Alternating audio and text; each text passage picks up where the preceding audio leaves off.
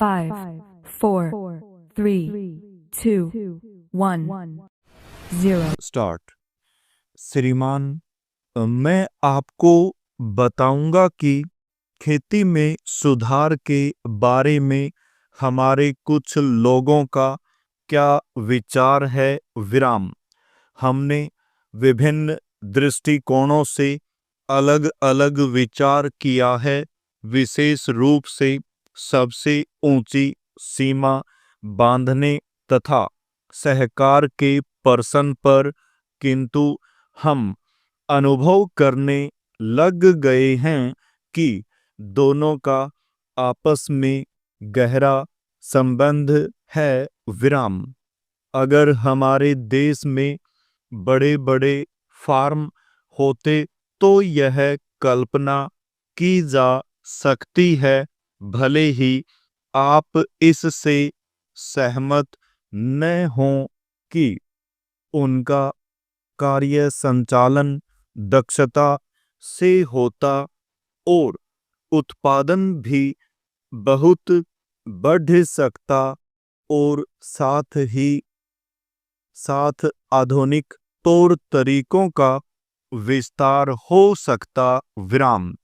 भारत की मूल समस्या यह है कि यहाँ जोत की भूमि छोटी है और टुकड़ों में बटी है। विराम। साधारण तौर पर मैं कहूँ कि यह 1, 2 या 3 एकड़ है। विराम। इतनी छोटी जोत की भूमियों से हमारे किसान केवल अपना काम भर चला सकते हैं, लेकिन आधुनिक तौर तरीकों को अपनाने में बहुत कम प्रगति करेंगे। विराम। अब सबसे ऊंची सीमा बांध देने से ऐसा भी हो सकता है कि कुछ एक जो बड़े फार्म हैं उनमें काट छांट हो, जो कि प्रयोजन भी है। विराम। अगर आप चाहते हैं कि प्रगति हो और आधुनिक तौर तरीकों का प्रचलन हो, तब तो ये जो अनगिनत छोटे छोटे फार्म हैं इनको सहकारी ढंग से चलाना है, जिससे कि वे आधुनिक उपायों का लाभ उठा सकें। विराम। पैरा। सहकारी ढंग से कार्य करने से मेरा मतलब है विविध प्रकार से सहयोग देना। विराम।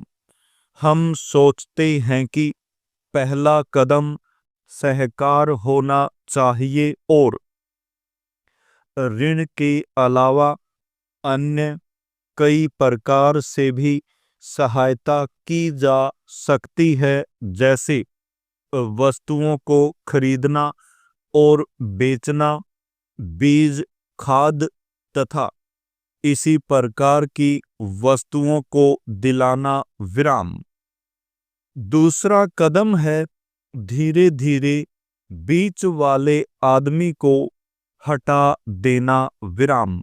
फिर दूसरी स्थिति आती है जिसको मिलजुल कर खेती करना कहते हैं, यद्यपि उसमें भूमि पर अधिकार बना रहता है। विराम।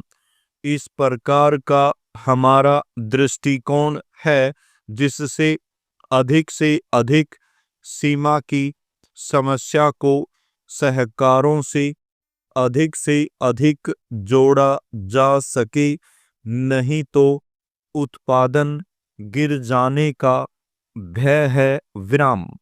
यह एक जटिल समस्या है जिस पर मनन हो रहा है। विराम। सहकार से मेरा मतलब एक गांव के सहकार से है और ज़्यादा से ज़्यादा 2-3 गांव का सहकार भी हो सकता है, यदि वे निकट से संबंधित हैं। विराम, लेकिन हमारी सरकार इनकी भरपूर सहायता करेगी विराम।